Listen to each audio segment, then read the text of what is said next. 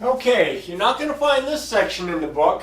I've added a little bit more here to help us when we get to the percents in a later section in Chapter 5. This section is called Converting Percents.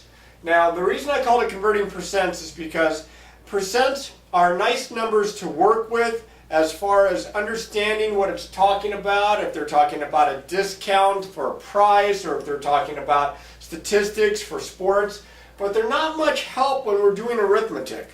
So sometimes we need a workable form of a percent, and sometimes we need the percent itself. Now, don't forget, a percent, coming from Latin, means out of 100 or per 100. So that's one of the reasons why it's easy to understand, because we're used to things out of 100. We have 100 pennies to $1. We're used to amounts out of 100. So here, 25% means 25 out of 100. 7.5%, which could be a tax rate, for example, is 7.5 out of 100. And you say, well, again, I can work with those. Well, they're not always written that way, and sometimes they're very difficult to work with in this form as far as doing arithmetic. Now, here's a fraction down below. Say you walk into a store one day, and there's a big banner on the store that says, big sale, this fraction of the price off. Well, I don't know about most people, but the average buyer, they're going to look at this and they're going to wonder what's going on. So I'm thinking that for most people, they're not going to understand that this is the same thing as 1/2 or 50% off. Now, I love my wife dearly, but math is not her forte. She would understand what this meant. She would say, time to get the plastic out, I'm buying stuff. She knows what 50% means as far as the sale price. Here, she would have looked at this and just ignored it because it doesn't make sense to her. Sometimes one form is easier to understand than the other. Percents make that for us. I don't think too many people would have bothered with this, but if you write this down, then they're good. Okay? Now what I'm going to do is I'm going to show you some examples of converting percents to decimals and decimals to percents, and then I'm going to do the same thing with fractions. Because again, percents are nice to understand, but the arithmetic involved with percents, not very easy. It's easier to convert this into an equivalent form either as a decimal or as a fraction. So that's what we're going to just kind of quickly review. So I'm going to clear this off here first. Okay, much better. Now I have this all written down, so if you're taking notes and you need to get caught up, go ahead and put it on pause and then get all this written down. I'm going to work each of these examples out, first starting by converting percents to decimals. Now the two steps to use when you're converting percents to decimals is to take the decimal point and slide it to the left 2 places, because percent means per 100. You're dividing by 100. So if I'm going to get rid of the percent, the decimal point, which is understood to be right here on numbers that don't have the decimal point written down all the way to the right, I'm going to slide the decimal point 2 places to the left. And then I'm going to drop, the second step, I'm going to drop the percent sign. So if I slide the decimal 2 places to the left, the decimal point is going to go to the left of the 4. I'm going to put another 0 as a placeholder, and I'm going to write 0.40. I'm going to drop my percent sign, and I really don't need this 0 on the right. 0.4 would be plenty good. Over here, same idea. Decimal point's right here, even though it's not written down, it's understood to be there. I'm going to move it 2 places to the left, and I'm going to get 0.75, and then I'm going to drop the percent sign. Because by taking the decimal point to the left, I am dividing by 100, 2 places to the left, and that drops the percent sign, because that's what that percent means, per 100, divided by 100. Over here, there's no decimal point, so I'll put the decimal point where it belongs, and 2 places to the left, and I'm going to drop the percent sign, and as we did back here, I'm going to also drop that 0 that's on the very end. Oh, don't forget my equal sign. Okay, now 5%, you say, well, there's only one place. I still need to move it 2 places, so what I'm going to do here is I'm going to put a 0 as a placeholder. I'm going to slide it 2 places to the left, and I'm going to put a 0 for a placeholder for my ones, and I'm going to get 0.05, and I drop the percent sign. Now this one right here has a fraction in it.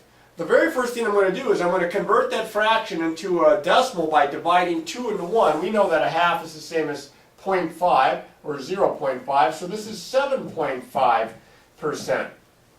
Now I'm going to to slide the decimal 2 places. Again, just like here, I'll need a 0 as a placeholder.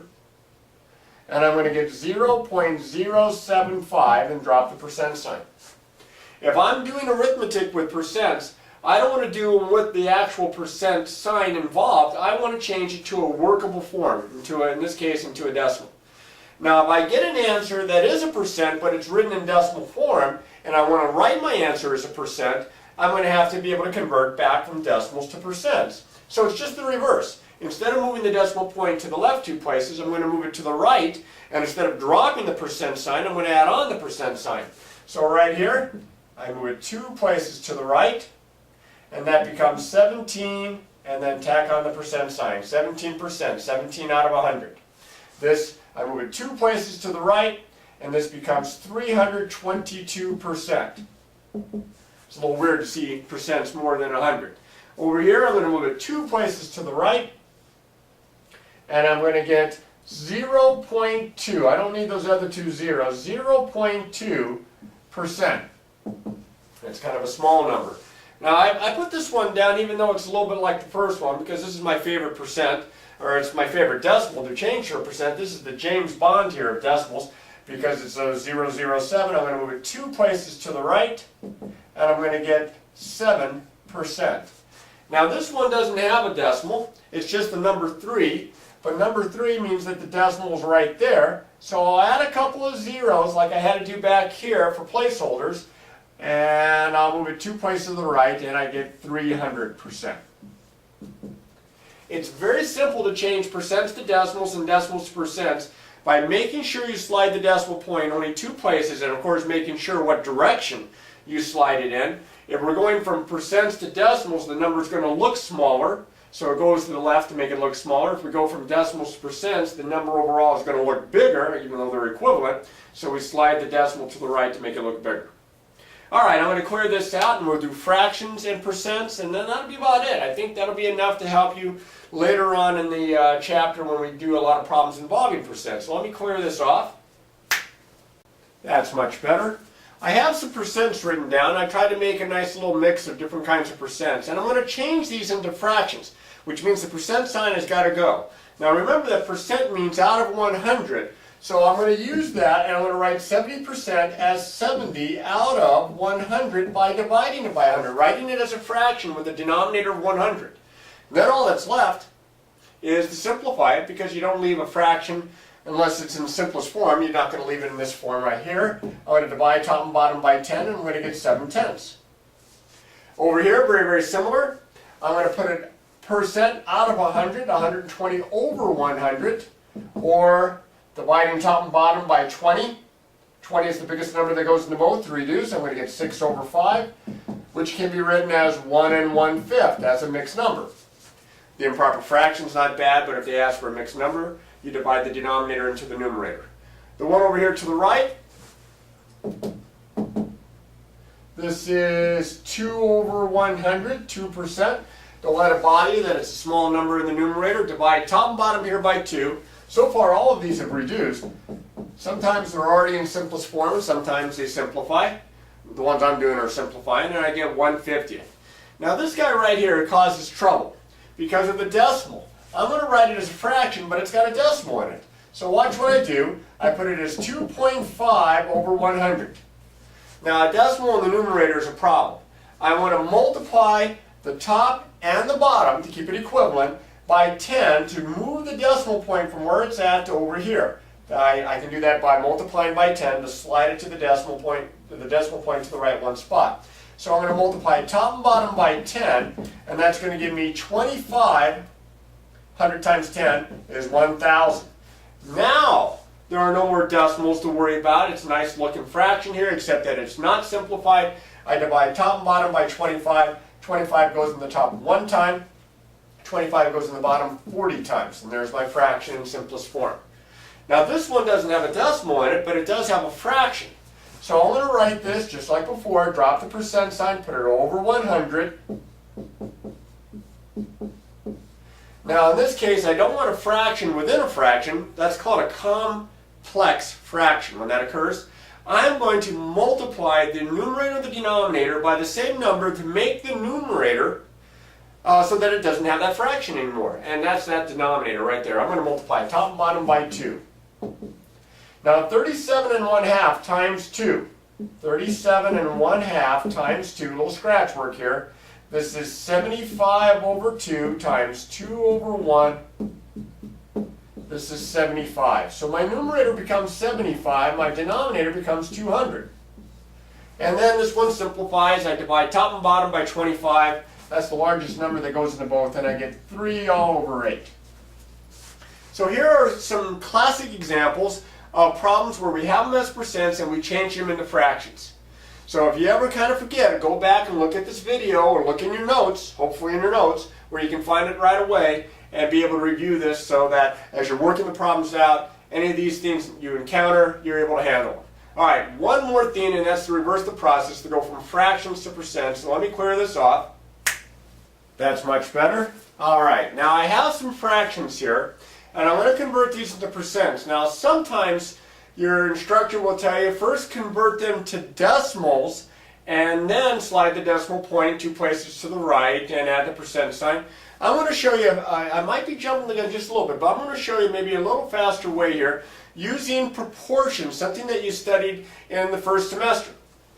I'm going to take each one of these fractions and I'm going to set that equal to x over 100 because that's what I'm trying to find, the percent, how many out of 100.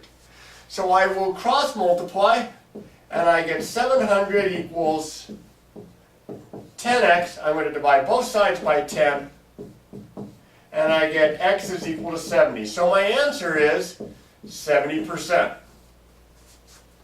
Now I'm going to do that over here. I'm going to set this equal to x over 100. I'm going to cross multiply. I get 300 equals 20x. I'm going to divide in this case by 20 to solve for x. Divide by the number times your variable.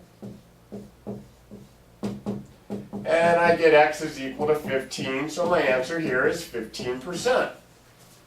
Now it's a little bit more work than going from decimal to percent or percent to decimal, but you know, they're not all that easy. Sometimes you got to do a little bit of work. Here's another one. I'm going to set this equal to x over 100. I'm going to multiply this way. I get 700. I'm going to multiply this way.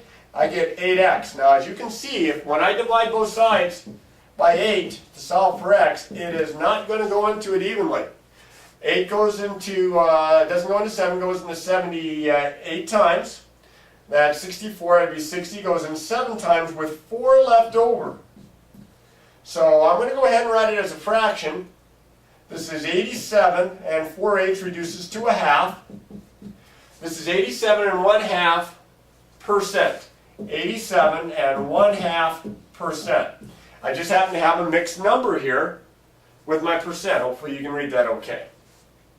The last one, before I set this equal to x over 100, I'm going to change this into an improper fraction. I'm going to write this as 9 over 2, and then I'll set this equal to x over 100. Now, since it's more than 1, I should get an answer of more than 100%. This is 900 equals 2x. I'm going to divide both sides by 2, and I get x equals 450, so my answer over here is 450%. Now, if you work on these, you'll get, just a little bit more familiar with it. You'll get a little bit more comfortable with it so that when we're doing story problems that involve percents, we'll know how to go from one form to another to make our work easier. And as always, don't forget, practice, practice, practice.